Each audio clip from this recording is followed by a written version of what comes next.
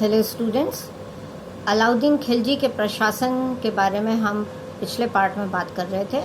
उसी को आगे बढ़ाते हुए हम प्रशासन के अन्य विभागों और प्रांतीय प्रशासन की बात करेंगे।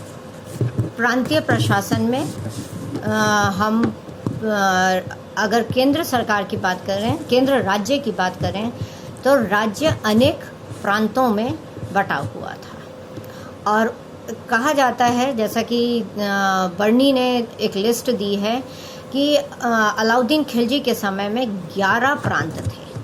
प्रांतों को उस समय इक्ता कहा जाता था, जिसका अर्थ है प्रशासकीय संभाग। तो इन 11 इक्ताओं के नाम और उनके मैं अधिपतियों के नाम बता रही हूँ कि किस किस को अलाउद्दीन खिलजी ने ये प्रांत दिए हुए थे। गुजरात अल्प खां के अंतर्गत आता था। मुल्तान और सिविस्तान मलिक कफूर को दे रखा था। दीपालपुर गाजी तुगलक के अधीन था। समाना और सुनम तातक के अंतर्गत था। धार उज्जैन एन मुल्क मुल्तानी के अंतर्गत था। झाई फरक मुल्क के अधीन था। चित्तौड़ मलिक अबू मोहम्मद को दिया हुआ था। चंदेरी इराज मलिक तमर के अंतर्गत आता था। बदायूं कोल और कटेहर मलिक दीनार के अंतर्गत आता था। अवध मलिक बुख्तान को दिया हुआ था और कड़ा का जो इक्ता थी या प्रांत था वह मलिक नासिरुद्दीन के अंतर्गत आता था। इन इक्ताओं के अधिपति को बली या मुक्ति कहा जाता था।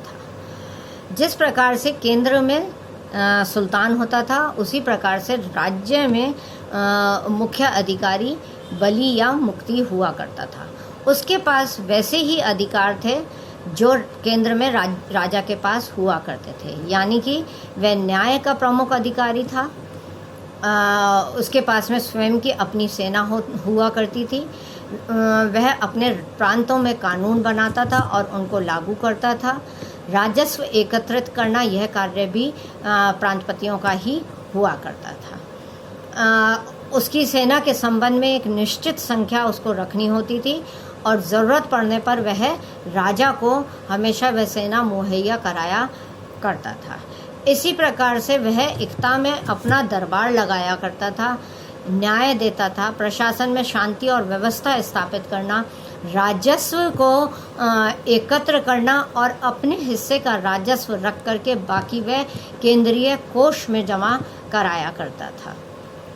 जो राशि या जो भू राजस्व राज्य की सेवा कृषकों के काम में आता था, उसी को ही बस उसको रखने का अधिकार था।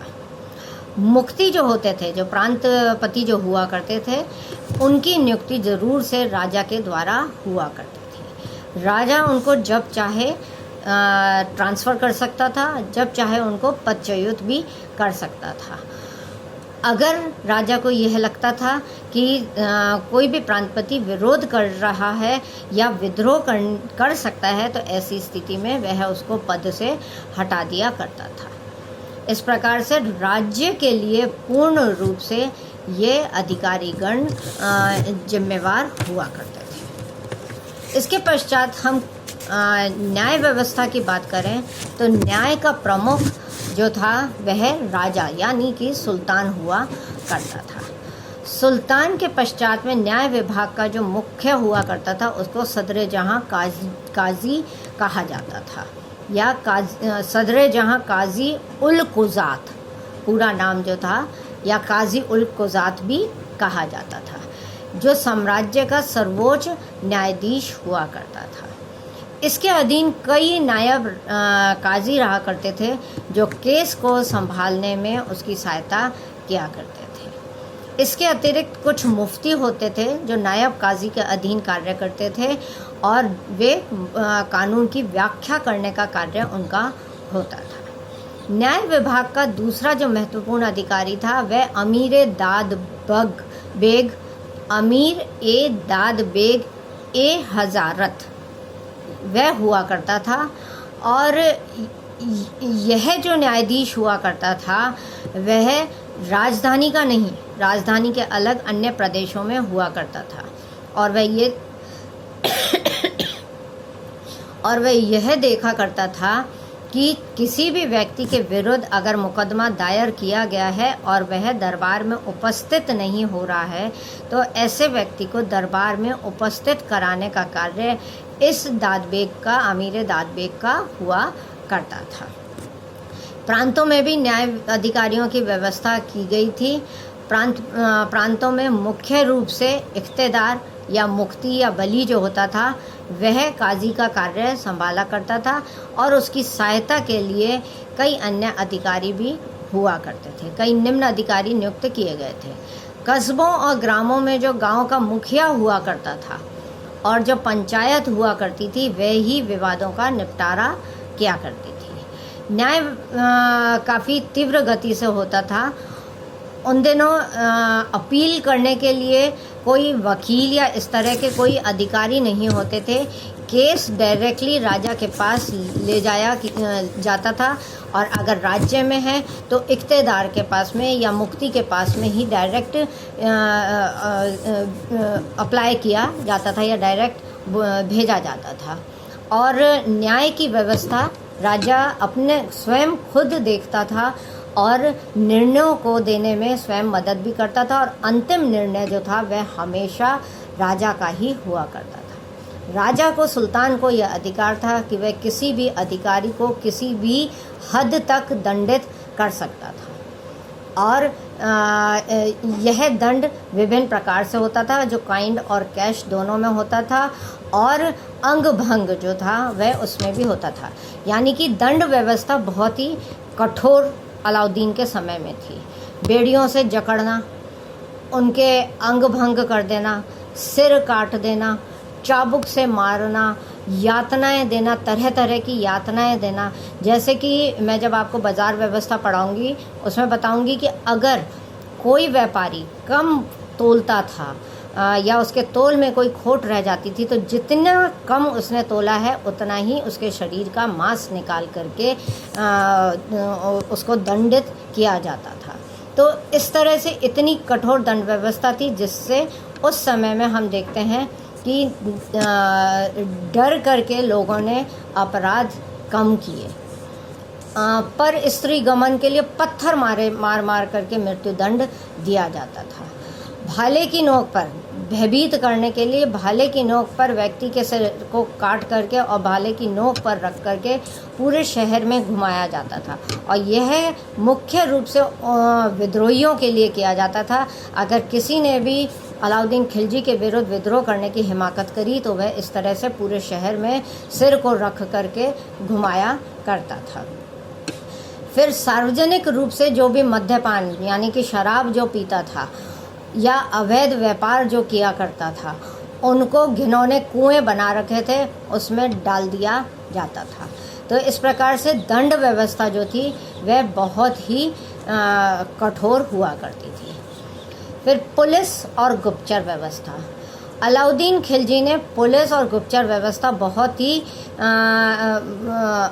अच्छे प्रकार से संगठित की थी। और क्योंकि वह मानता था कि पुलिस और गुप्तचर जो हैं वह प्रशासन की महत्वपूर्ण और प्रथम कड़ी है, क्योंकि वे ही शांति और व्यवस्था बनाए रखने में महत्वपूर्ण सहयोग करते हैं। कोतवाल पुलिस विभाग का मुख्य अधिकारी हुआ करता था और कानून और शांति का रक्षक उसे ही माना गया है। और इन मामलों में वह मुख्य परामर्शदाता के रूप में राजा की, सुल्तान की सहायता किया करता था। अलाउद्दीन खिलजी के समय में नुसरत खां, अलाउल मुल्क महत्वपूर्ण कोतवाल माने गए हैं। फिर पुलिस विभाग ने अपने ही अंतर्गत गुप्तचर विभाग का भी गठन करा हुआ था और वह गुप्तचर विभाग को भी देखा करते थे। गुप्तचर विभाग का जो मुख्य अधिकारी होता था वह बरीद ए मुमालिक हुआ करता था और उसके अंतर्गत कई बरीद काम किया करते थे। बरीद यानी कि गुप्तचर या स्पाई, वे काम किया करते थे। और ये बरीद जो थे वे शहर के विभिन्न इलाकों में रहते थे, बाज़ारों में रहते थे उन आबादी वाले क्षेत्रों में रहते थे जहाँ पे घनत्व वाले एरिया हुआ करता था, या वहाँ रहते थे जहाँ पर मुख्य अमीर और सरदार वर्ग रहता था, और वे वहाँ की सूचना प्रत्येक घंटे की और प्रत्येक दिन में घटित होने वाली मुख्य घटनाओं की सूचना सुल्तान के पास में तुरंत पहुँचाया करते थे। अलाउद्दीन खिलजी का यह मानना था कि बरीद सल्तनत की आँख और कान होते हैं और एक स्वेच्छाचारी शासन को चलाने में इनका महत्वपूर्ण भूमिका होती है। बरीदों के अतिरिक्त जो अन्य सूचनादाता जो बनाए गए थे, तैयार किए गए थे, उन्हें मुन्ही कहा जाता था। वे राज्य की तथा लोगों की साधारण बातों को सुल्तान तक पहुंचाते थे और वे लोगों के साथ में मिल कर के रहते थे, यानी कि उनके घरों तक वे चले जाते थे। यही कारण था कि उसकी बाजार व्यवस्था जब उसने लागू करी तो उससे डर करके लोग कोई भी बात खुलेआम नहीं किया करते थे। दूसरी प्रशासन का महत्वपूर्ण विभाग था डाक व्यवस्था, जो अलाउद्दीन खिलजी के समय में पनपी थी। और इस डाक व्यवस्था को पनपाने का मुख्य कारण यह था कि राज्य की प्रत्येक सूचना उसके पास जल्द से जल्द पहुंच सके।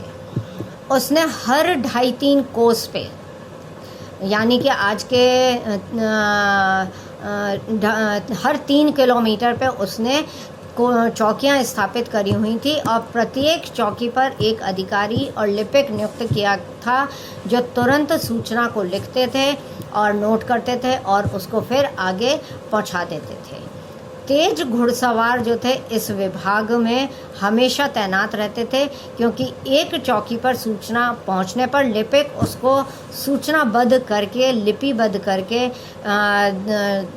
घुड़सवार के माध्यम से अगली चौकी तक पहुंचाता था। आप इस चीज़ का अंदाज़ा लगा सकते हैं कि देवगिरी यानी कि साउथ, आज का जो प्रेजेंट हैदराबाद के पास में है दौलताबाद या देवगिरी जिसको कहा जाता था, वहाँ से दिल्ली तक सूचना उस समय में इन तीव्र घुड़सवारों के माध्यम से 1 हफ्ते के अंदर दिल्ली में पहुँच जाया करती थी। इस तरह से डाक व्यवस्था जो थी वह काफ़ी ही कुशल थी। इसके पश्चात हम देखेंगे कि उसके राज्य में सहायता देने के लिए कई अमीर वर्ग या उसके अमीर अधिकारी थे जो उसको सहायता देते थे, पर इन उच्च अधिकारियों को उसने अपने से दबा करके रखा और कभी भी ऊंचा नहीं उठने दिया। और इन अमीरों की उसने अमीर वर्ग की उसने श्रेणी निश्चित कर दी थी। प्रथम श्रेणी में खान आते थे, दूसरे में मलिक आते थे और तीसरे में अमीर आते थे। खान जो थे उनको 10,000 घुड़सवार के वे मालिक हुआ करते थे। मलिक के अंतर्गत 1,000 सवार आया करते थे और अमीर के पास में 100 घोड़े रखने का, घुड़सवार सैनिक रखने का अधिकार इनको हुआ करता था। ये मुख्य रूप से शासक वर्ग से ही संबंधित हुआ करते थे ये अमीर वर्ग, और सुल्तान की कृपा पर ही निर्भर रहा करते थे। इन अमीर वर्गों में हम देखते हैं कि तुर्की, ईरानी, भारतीय, अफ़गानी सभी प्रकार के सरदार सम्मिलित थे। इन सुल्तानों के मध्य में हम देखते हैं कि संघर्ष भी काफ़ी रहता था, क्योंकि वे सत्ता के लिए मुख्य रूप से संघर्ष हुआ करता था। परंतु फिर भी अलाउद्दीन खिलजी ने इन अमीरों को नियंत्रित करने के लिए अपने राज्य में 4 नियम निश्चित किए थे और शीघ्र ही क्रियान्वित भी करवाए थे, ताकि वह इन अमीर वर्ग को अपने नियंत्रण में कर सके। और उसने इन नियमों के आधार पर उनको बिल्कुल दयनीय स्थिति में ला दिया था। पहला, उसने अमीर वर्ग को दरिद्र बनाने का निश्चय किया कि उन्हें धन की अधिकता उनको ज़रूरत ही नहीं है, क्योंकि अगर ज़्यादा धन होगा तो उनकी महत्वाकांक्षाएं बढ़ेगी। दूसरा, उसने मद्यपान निषेध कर दिया था। कि शराब मनुष्य को सोचने की शक्ति को ख़त्म करती है और उद्दंडता को बढ़ाती है, इसलिए शराब उसने निषेध कर दी थी। तीसरा, उसने अमीरों का आपस में मिलने पर ही प्रतिबंध लगा दिया था, ताकि ना तो विरोधी गुट तैयार ही नहीं हो सके। और चौथा, वह राज्य की घटनाओं और इन लोगों के विचारों से हमेशा मतलब हमेशा उसको इनके विचारों का पता होता था, और इसीलिए उसने अपने राज्य में बरीद नियुक्त करे थे, और बरीद के साथ में ही उसने डाक व्यवस्था इतनी द्रुत गति वाली की थी। तो इन चारों से उसने अपने राज्य में प्रशासक वर्ग को अपने नियंत्रण में ला दिया था। कई जगह हम देखते हैं कि अलाउद्दीन खिलजी ने इन पर पूर्ण नियंत्रण कर लिया था और उन पर उनकी स्थिति दासता तक ला दी थी, और 3 शर्तें इस दासत्व के लिए उन्होंने निश्चित कर दी थी कि सुल्तान अमीर का उत्तराधिकारी बन गया, यानी कि अमीर जो है, सुल्तान जो है, उसका उत्तराधिकारी जो भी बनेगा वह अमीर सुल्तान की स्वयं की मर्जी से ही होगा। फिर कोई भी अमीर जो था वह कभी भी अपने पुत्र पुत्री का विवाह सुल्तान की इच्छा के विरुद्ध नहीं कर सकता था। और तीसरा, अमीर वर्ग के पुत्र सुल्तान के पास दासत्व की स्थिति में ही रहेंगे। तो यानी सुल्तान अमीर के उत्तराधिकारियों को नियुक्त करेगा, पहली शर्त ये लगा दी गई। दूसरा, विवाह भी सुल्तान की इच्छा से ही होगा, और तीसरा, उनका पुत्र उनके पास में दासत्व की स्थिति में रहेगा। तो उसने स्वयं अमीर अधिकारियों को ही पूर्ण रूप से नियंत्रित कर लिया था। दासत्व से अर्थ है यहाँ कि उनको पूर्ण रूप से अपने नियंत्रण में ही कर लिया था। इस प्रकार से उसने अपने राज्य में होने वाले समस्त विद्रोह और विरोधियों को पे कंट्रोल ला दिया था। Thank you. अभी हम 3rd पार्ट में सैन्य व्यवस्था देखेंगे।